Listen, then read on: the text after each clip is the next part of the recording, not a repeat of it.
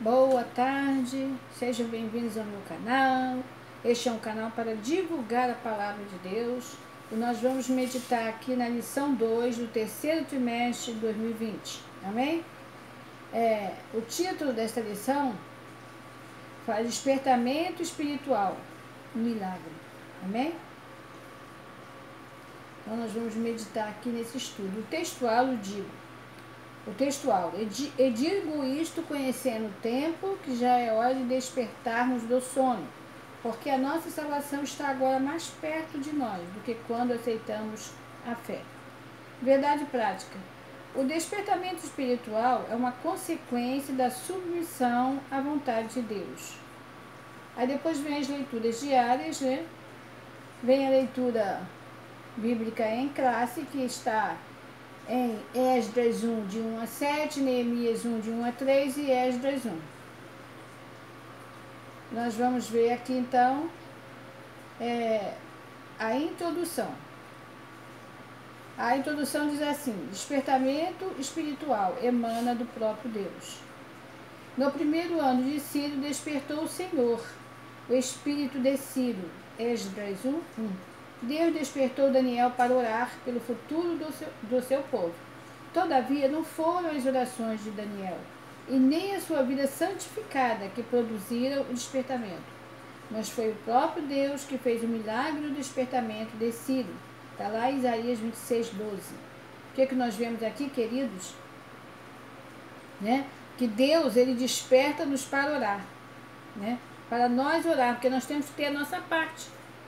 A nossa parte tem que ser feita. Qual é a nossa parte? Orar.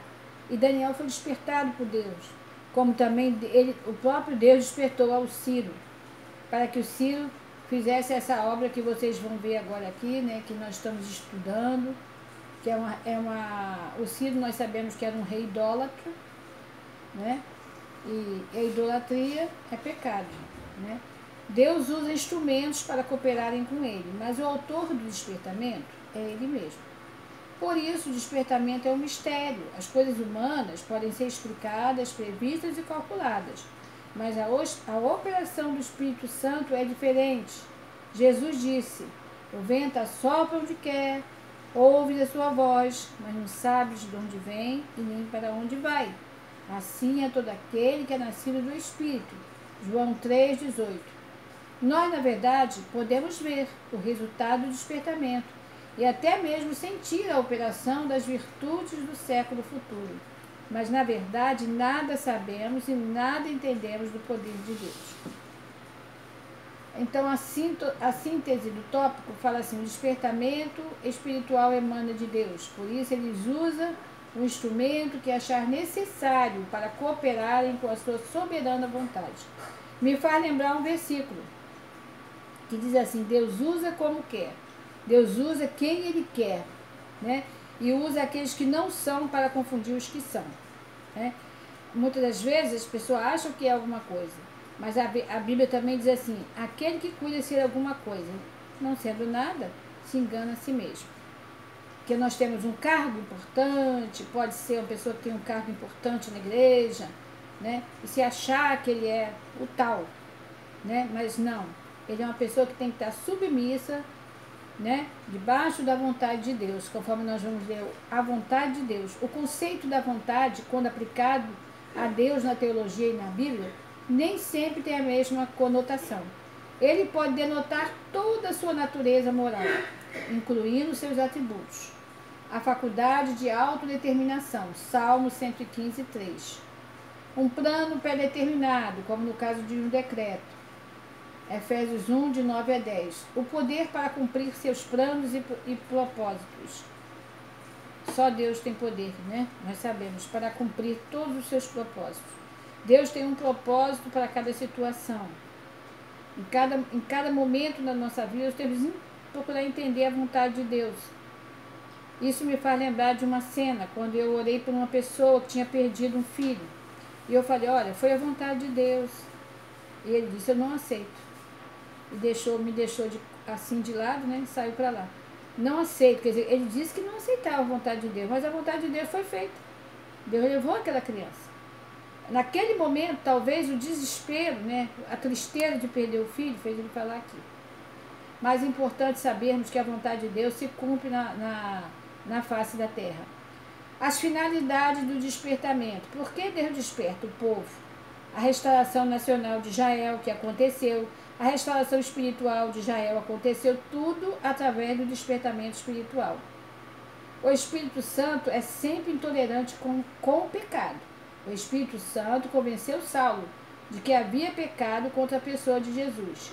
Foi o Espírito Santo que convenceu do pecado a mulher samaritana e fez Zaqueu confessar sua falta. O Espírito Santo torna manifesta as coisas mais. As coisas mais são manifestas sobre a ação do Espírito Santo. As finalidades do despertamento envolviam a restauração nacional e espiritual de Israel.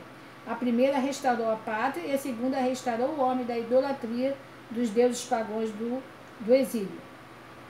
Deus cumpre as suas promessas.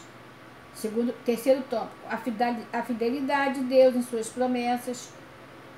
Pelo despertamento que Ciro recebeu, Deus cumpriu literalmente a sua palavra em relação ao retorno de Judá à sua terra.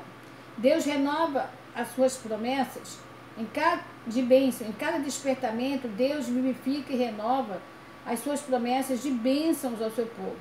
O Espírito Santo revela as riquezas escondidas em Cristo, isto é, as riquezas de glória que Cristo ganhou na cruz do Calvário para dar àqueles que o servem.